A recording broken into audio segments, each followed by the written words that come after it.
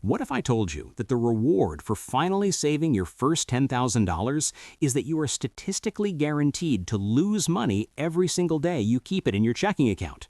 I know, that sounds incredibly frustrating. You do everything you're supposed to do. You grind, you budget, you finally hit that five-figure milestone, and your reward is a silent tax that slowly eats your purchasing power from the inside out.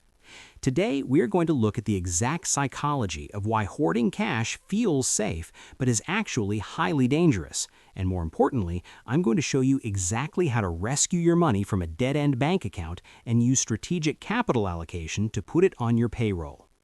Let's look at a 32-year-old professional. We'll call him Justin. Justin just had a massive win.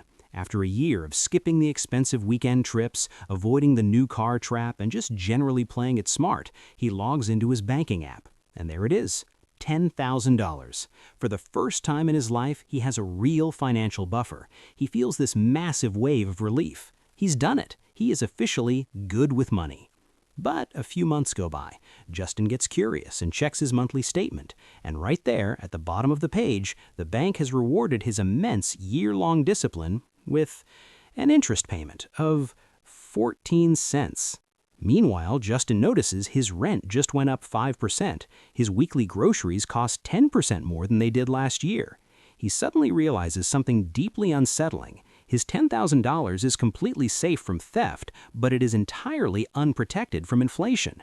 His wealth isn't growing, it's just sitting in a digital vault, slowly suffocating. To understand why Justin is losing this game, we have to look at how traditional banks actually operate. We are culturally conditioned to view checking and savings accounts as vaults. You put your money in, they lock the door, and it waits for you. But that's not what happens. A bank is not a vault. It is a supply chain.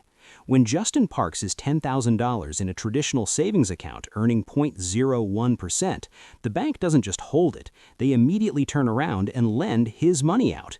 They use his cash to fund someone else's 7% mortgage, or worse, a 22% credit card. The bank is making a massive risk-free profit using Justin's capital, and in exchange for providing the inventory for their business, they hand him back pennies. Justin's money is working incredibly hard. It's just working for the bank's shareholders instead of working for him. So how do we fix this without becoming a high-stress day trader? How do we protect the money and build long-term wealth without gambling it?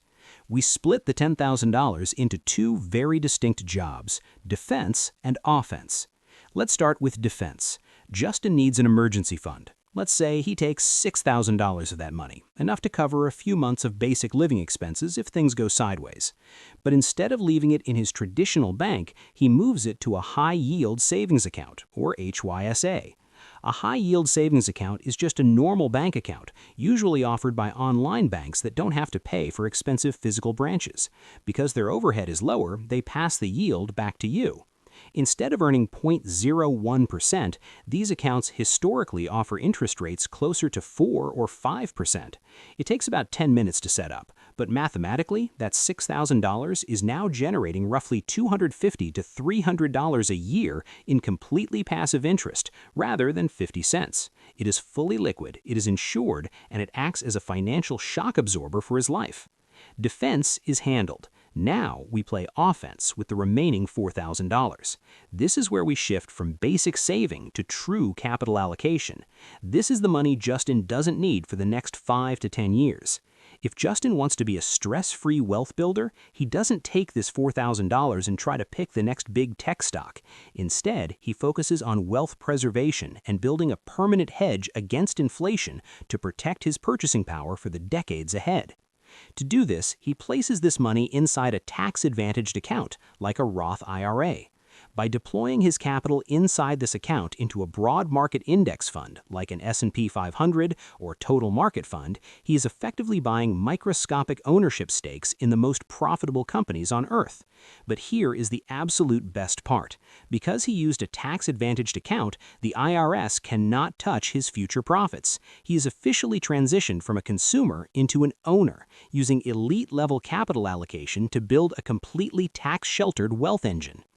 Hitting $10,000 in cash is a massive, life-changing milestone. You should be incredibly proud if you've done it. But you have to realize that cash is just a tool. It is not the finish line. If you leave it entirely in a traditional bank, you're volunteering to let inflation slowly erase your hard work. Protect what you need for emergencies in a high-yield account and deploy the rest into a tax-sheltered wealth engine so it can go to work for you. Stop letting the banks get rich off your discipline. Take your financial power back.